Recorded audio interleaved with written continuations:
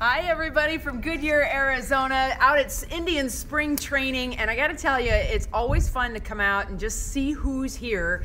This is the first week of spring training, so we have a game on Saturday, but you know, the team is kind of ramping up. The Indians media coverage is ramping up too, and one of the all-stars of the Indians, Tom Hamilton! Hi Betsy, good to have you out here. Good to have you here too. Thank you. And so I think what a lot of people would be curious about is, how are you studying? We have a whole new team now. What's up with that? You know, we were talking, it's like your first day in school, yeah, where you walked into the clubhouse and you go, I wish everyone had a name tag. Yes. Because, you know, there are a lot of new faces, but that also brings a different energy and a different vibe. You still have the holdovers, and you still have some of the best players in the game, and the pitching staff, and Frankie, and Jose Ramirez, and Carlos Santana. So, but it's the young kids, and that's the beauty of this time, is you get a chance to talk to them. They're a lot more relaxed right now. Right. But once those games start, Betsy, they're competing. And there are a lot of guys competing for a few spots on the team. So it's going to get a little nerve-wracking for those guys here in a couple of days. Well, it's nerve-wracking for the fans too, yeah, because you know we've been building, and now you almost feel like, oh, now we have to start all over again. Yeah, except we're not. And I mean, when you have that kind of a rotation, you're in every game. You've got a chance to win every night when it's Kluber or Bauer or Carrasco or Clevenger or Bieber starting.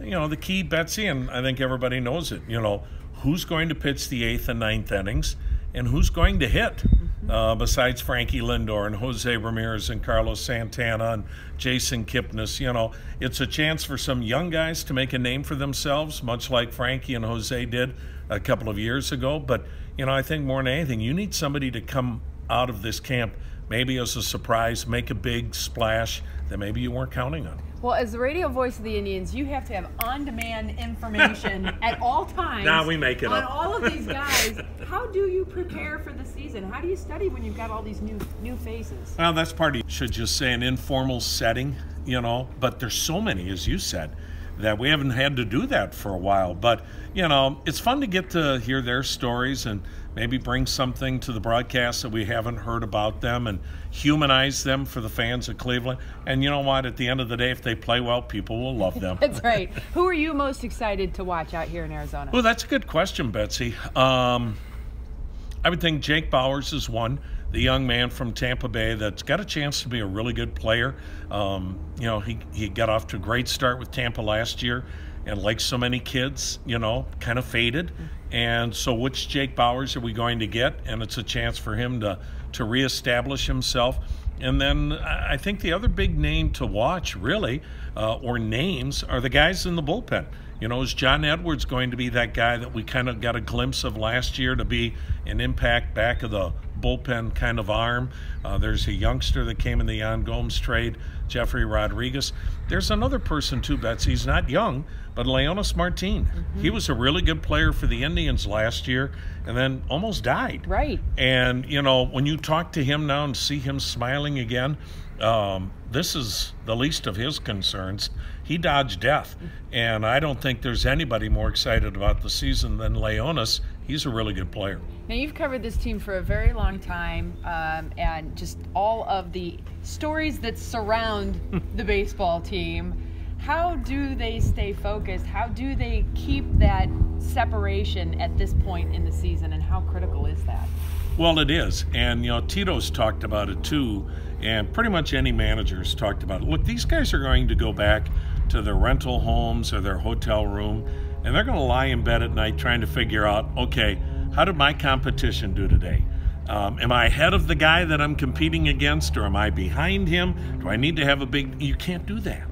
And, you know, it's the old adage in life, control what you can control. Boy, that's easy to say when it's not your job that's on the line. I mean, we've all been there. For us, it was auditioning to get a job. And you were like, gee, I wonder how, I hope those other people sucked, you know, so I get the job. But, and that's how these guys are. They're human beings. You know, they don't get a lot of sleep as we get closer to opening day. And what about all these extraneous stories, the stuff going on with Bauer and Sports Illustrated, and, you know, how does the team deal with that? Because you kind of have this this bad press versus the press you're trying to build going toward the season? I guess you put up with it as long as he's one of the best pitchers in the game. Right. You know, and that's kind of sports. Now, the good news is he's not breaking any laws. You know, he's not doing some of the things that we've seen other players do in other sports that are felonies, and those people should be locked up. I'm glad he's not my son, because I would have yanked his Twitter account a long time ago, but I'm also the guy that said Twitter was a work of Satan, and I got in trouble for that. So maybe I'm the wrong guy to ask, Betsy, but it's like, you know, it's the same thing you tell your own kids. Unfortunately, I'm old enough to be his dad, but it's like, stop it. Yep. You know, don't make life harder than what it already is. But I guess we were all young and thought we were, you know, never going to make a mistake. I wish he would stop it. You know, the problem is, Betsy, he's too good of a player that people aren't focusing on that. They're focusing on all this ancillary stuff.